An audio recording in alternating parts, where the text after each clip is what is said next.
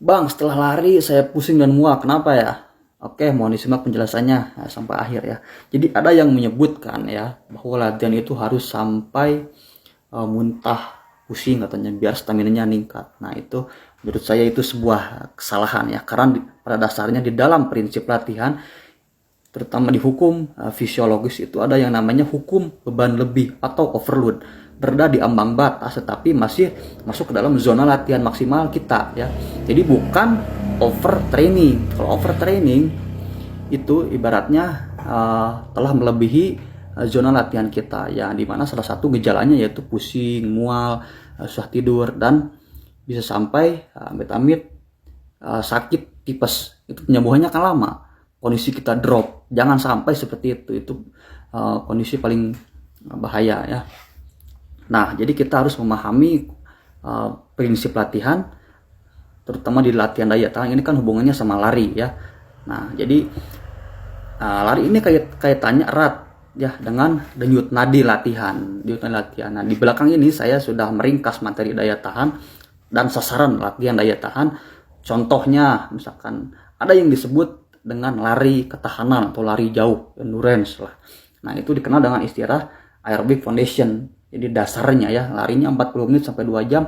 Di situ sudah ada takaran denyut nadinya ya 130 sampai 140 kali per menit. Kalau nadinya di atas itu sudah beda lagi tahapannya, masuk ke dalam development atau pengembangan aerobik ya. Waktunya pun berkurang tapi denyut nadinya agak naik sampai 160.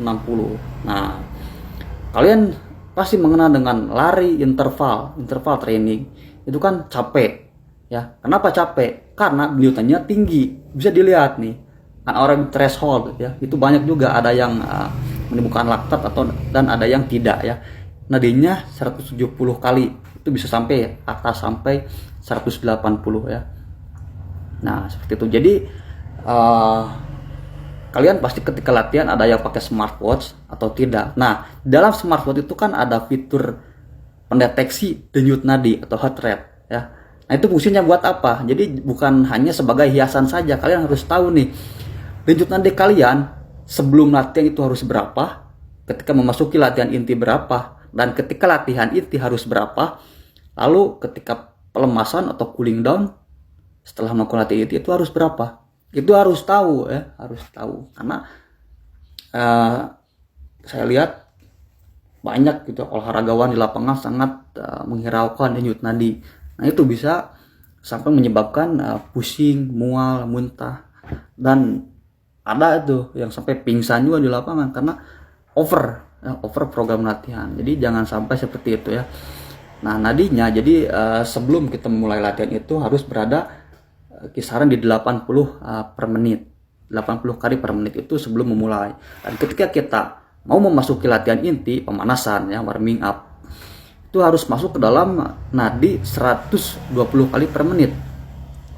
Intinya badan kita sudah siap ya sampai 130 kali per menit denyut nadinya. Nah ketika latihan inti itu apa dulu latihannya? Apakah lari interval, apakah lari ketahanan, atau lari continuous run, fartlek dan lain-lain?